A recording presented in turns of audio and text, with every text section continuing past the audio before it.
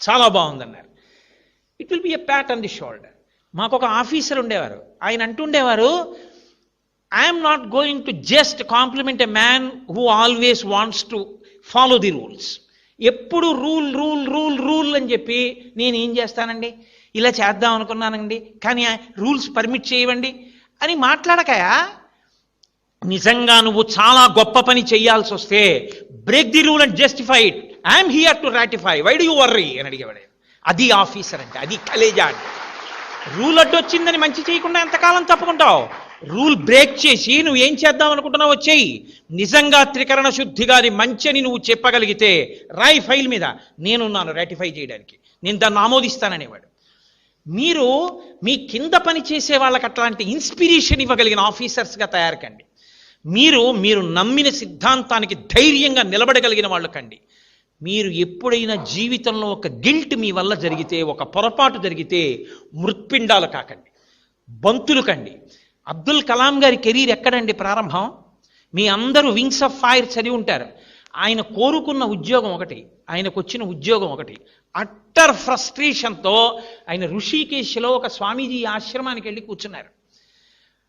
Total dejection, ముఖంలో నీరసం స్పష్టంగా కనిపిస్తోంది. నేను ఒకందుకని చదివాను, నాకు ఈ ఏరోనాటికల్ ఫీల్డ్లో ఉద్యోగం వచ్చింది. ఆయనకి ససేమిరా ఇష్టం లేదు. ఆయన నీరసంగా కూర్చుంటే అలా వెళ్ళిపోతున్నారు స్వామీజీ. ఆయన రాసుకున్నారు, మీ అందరు చదివి ఉంటారు వింగ్స్ ఆఫ్ ఫైర్. ఆయన ఈ పిల్లాడిని పిలిచారు, అబ్దుల్ కలాం గారిని. ఏం అలా కూర్చున్నావు నువ్వు అంటే, ఆయన అన్నారు, నేను ఫలానా ఉద్యోగం కోసం వెళ్ళాను ఇంటర్వ్యూకి, అది పొందడం నాకు ఇష్టం కానీ నేను సెలెక్ట్ అవ్వలేదు. ఈ ఉద్యోగం చేయడం నాకు ఇష్టం లేదు, ఏదో ఇంటర్వ్యూకి వెళ్ళాను, దీనికి సెలెక్ట్ అయ్యాను. ఇప్పుడు నాకు ఈ ఉద్యోగం చెయ్యాలని లేదు, నాకు ఇష్టం లేదన్నారు. అంటే ఆ రోజున ఆ స్వామీజీ ఓ చిరునవ్వు నవ్వి అన్నారు, నువ్వు కోరుకున్నదే నీ జీవితంలో దొరకాలని ఎందుకు అనుకుంటున్నావు? ఈశ్వరుడు నిన్ను ఏం చెయ్యాలనుకుంటున్నాడో అని ఆలోచించి ఈశ్వర నిర్ణయంగా దానికి ఎందుకు వెళ్ళలేకపోతున్నావు? ఏమో ఈశ్వరుడు నీ ద్వారా ఈ జాతికి ఏం చేయించాలనుకుంటున్నాడో అన్నారు. ఆ మాట ఆయన మీద పని చేసింది, యాక్సెప్ట్ చేశారు కాబట్టి అంతే. ఈ దేశానికి ఉపగ్రహాలు తయారు చేసుకోవడానికి కావలసినటువంటి సత్తానిచ్చిన మహాపురుషుడయ్యారు. ఆ కారణంగా రాష్ట్రపతి పదవికి రెండో మాట తృణప్రాయంగా వదిలి విద్యార్థులతో మాట్లాడడమే నాకు ఇష్టమని కాలేజీకి యూనివర్సిటీకి వెళ్ళి పిల్లలందరితో ఎంతో సంతోషంగా, ఏమి అబ్దుల్ కలాం గారండి, అది క్యారెక్టర్ అంటే. అందుకు నేను మురిసిపోయేది. మహానుభావుడు రాసుకున్నారు ప్రిఫేస్లో, అమ్మా ఇవాళ ఈ అబ్దుల్ కలాం భారత రాష్ట్రపతి, ఇవాళ ఈ అబ్దుల్ కలాం భారతదేశానికి డిఫెన్స్లో కావలసినటువంటి అనేక ఉపగ్రహాల యొక్క నిర్మాత. ఇవాళ ఈ అబ్దుల్ కలాం భారతదేశం అంతటి చేత గౌరవింపబడిన వ్యక్తి. కానీ అమ్మ, అబ్దుల్ కలాం అని పిలువబడేటటువంటి ఈ శరీరంలోకి ఇంత మేధాశక్తి ఎక్కడి నుంచి వచ్చిందో తెలుసా? రామేశ్వరంలో ఒక పెంకుటింట్లో నేను గుడ్డి దీపం కింద చదువుకుంటూ రాత్రి 8 గంటలకి ఆకలేస్తే పళ్ళెం పట్టుకుని పరిగెత్తుకుంటూ నీ దగ్గరికి వచ్చి నీ కాళ్ళ దగ్గర కూర్చుని, అమ్మా నాకు ఆకలేస్తోందమ్మా అంటే నువ్వు పొయ్యి దగ్గర నిలబడి ఇలా అటు ఇటు తిప్పినటువంటి నూనె వెయ్యని 2 రొట్లు నా పళ్ళెంలో వేసి అత్యంత ప్రేమతో కూర వేసి నా తల మీద చేతితో నిమిరి, నాన్న నువ్వు ఎంతో వృద్ధిలోకి రావాలి, బాగా చదువుకో అంటూ నువ్వు పెట్టిన రొట్టెలు ఈ అబ్దుల్ కలాంలో ఇంత మేధాశక్తిగా మారాయమ్మా. నేను ఎదురు చూస్తున్నది ఏదో తెలుసా? ఏదో ఒకనాడు అబ్దుల్ కలాం అని గౌరవింపబడినటువంటి ఈ శరీరం పడిపోతుంది.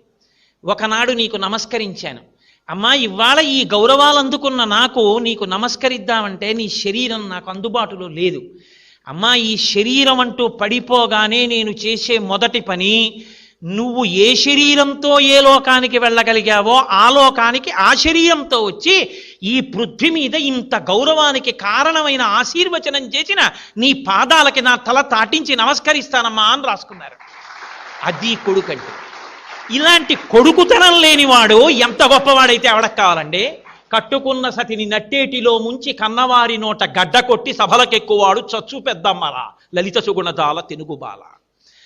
తన వాళ్ళకి తన తల్లిదండ్రులని చెప్పుకోలేనివాడు తన గురువు గారిని చూసి, ఈయన నాకు పాఠం చెప్పిన మాస్టారు అని బూట్లు 2 వేళ్లతో తొక్కి అవతల బారేసి గబగబా వచ్చి గురువుగారి 2 పాదాలు చేతులతో పట్టుకుని తల తాటించి నమస్కరించగలిగినటువంటి శీలవైభవం లేనివాడు ఎంత గొప్పవాడైతే ఎవడెక్ కావాలి? కనకపు సింహాసనమున సునకము కూర్చుండు పెట్ట ఏమిటి సుఖం దానివల్ల?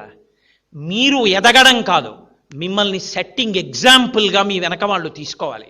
అది మీ ప్రవర్తన చేత సాధ్యమవుతుందేమో, కేవలం నాలా ఉపన్యాసాలు చెప్పడం వల్ల సాధ్యం కాదు. అయితే మీతో నేను ఒకటి మనవి చేస్తున్నాను, నేను ఆచరించినది ఎన్నడూ నేను మీకు చెప్పలేదు. నా జీవితంలో నేను ఏది ఆచరించానో అది మీతో నేను మాట్లాడాను. కానీ ఇవాళ నేను ఆచరించకుండా, ఇవాళ మాట్లాడమన్నారు కదా అని నేను ఏది పాటించలేదో అందులో ఒక్క అక్షరం మీతో నేను మాట్లాడలేదు. ఒక్కటే కారణం, తాను ఆచరించని వాడికి ఇంకొకటికి ప్రబోధం చేసే అధికారం లేదు. కాబట్టి నేను మీ అందరి యొక్క అభివృద్ధిని కోరి ఒక పెద్దవాడిగా, మీకొక మేనమామగా మీరు అంగీకరించగలిగితే, మీ చేత నమస్కారమునకు యోగ్యుడైనటువంటి ఒక అనుభవం కలిగిన వ్యక్తిగా నేను మీ అభ్యున్నతిని కోరి ఇవాళ నా శ్వాసని వాక్కుగా మార్చి మాట్లాడుతున్నాను తప్ప ఇందులో నాకు కించిత్ స్వార్థం లేదు. ఏ ఒక్కరైనా తమ దోషాన్ని దిద్దుకోగలిగితే నాకు చాలు. నేను మీతో ఎప్పుడూ మనవి చేసేది ఒకటే, మీ ఎమోషన్స్ని చల్లార్చగలిగినది ఒక్కటే లోకంలో. పెద్దలు ఇచ్చిన సాహిత్యం మీ దగ్గర పెట్టుకోండి. రాజా రామ్మోహన్ రాయ్ జీవిత చరిత్ర ఎప్పుడైనా మీరు చదవండి. ఎంత కష్టపడితే ఆయన సతీ దురాచారాన్ని ఈ దేశంలో ఆపగలిగాడో మీకు అర్థమవుతుంది. నేను అనేది అదే, ఎప్పుడూ గ్రూప్ సబ్జెక్ట్స్ మీ క్యారెక్టర్ బిల్డింగ్ ఇవ్వలేవు. అప్స్ అండ్ డౌన్స్ని తట్టుకోగలిగిన శక్తి ఎక్కడి నుంచి వస్తుందంటే, ఒక భగవద్గీత వ్యాఖ్యానాన్ని మీ దగ్గర పెట్టుకుని ప్రతిరోజు ఒక శ్లోకాన్ని చదువుకోండి. భగవద్గీత కించిదధీత అంటారు.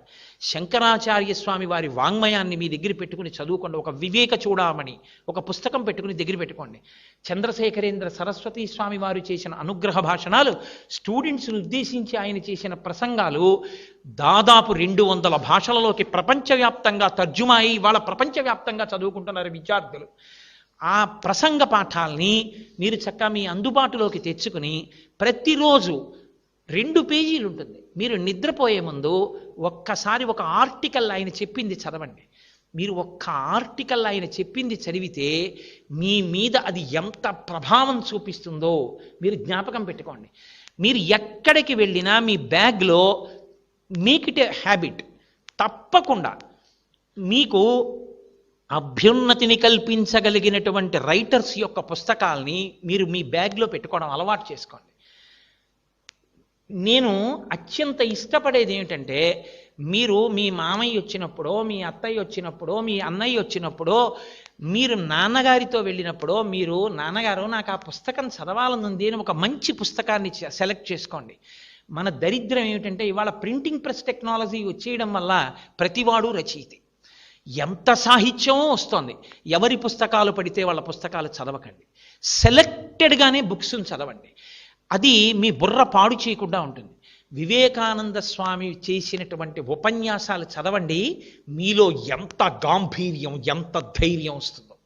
వివేకానందుడు మాట్లాడిన మాటలు మీరు ఒక్కొక్క లెక్చర్ చదువుతుంటే, oh this is the way in which one has to live and die తప్ప పేడలో పురుగు పుట్టి పెరిగినట్టు బతకకూడదు. నేను ఇలా ఉండగలగాలనేటటువంటి కలేజా, ఆ ధైర్యం, ఆ పోకడ మీకు అబ్బుతుంది. మీరు 10 మందికి మార్గదర్శకులు అవుతారు. అరణ్యంలో ఎన్నో జంతువులు ఉండొచ్చు, కానీ ఏ జంతువు నడిచినా వానాకాలం తర్వాత వచ్చినటువంటి లతలు తీగలు అల్లుకుపోతే వాటిని తింపి వెళ్ళగలిగిన స్థితి ఏ జంతువుకి ఉండదు. పులి కూడా వెళ్ళలేదు, అన్ని తీగలు అల్లుకుపోతే. అన్నీ అల్లుకుపోయినా ఒక ఏనుగు నడిచి వెళ్ళిపోయింది అనుకోండి, మార్గం వచ్చేస్తుంది. ఒక ఏనుగు నడవగలిగితే వర్షాకాలం తర్వాత అరణ్యంలో మార్గం వచ్చి కుందేళ్లు కూడా వెళ్ళినట్టు, మీరు మహాత్ముల యొక్క పుస్తకాలు ప్రతిరోజు రాత్రి ఒక్క 10 నిమిషాలు చదివి పడుకోవడం మీరు అలవాటు చేసుకుంటే, ఎందరు మహాపురుషులు, శృంగగిరి పీఠాధిపత్యం వహించిన చంద్రశేఖర భారతి, ఒక మాట చాలండి జీవితాన్ని మార్చడానికి. కొన్ని వేల మంది వచ్చి వెళ్ళిపోతుండేవారు పీఠాధిపతి దర్శనం లేక. ఆ పీఠాధికారి వెళ్ళి అడిగాడు, ఎందరో వస్తున్నారు దర్శనానికి, వెళ్ళిపోతున్నారు. అయ్యా మీరు ఎప్పుడు దర్శనం ఇస్తారు, వాళ్ళతో ఎప్పుడు మాట్లాడతారు, వాళ్ళ బాధలు ఎప్పుడు అర్థం చేసుకుంటారన్నారు. ఆయన అన్నారు, నన్ను నేను అర్థం చేసుకోవడం పూర్తయ్యాక వాళ్ళని అర్థం చేసుకోవడం మొదలు పెడతాను. వాట్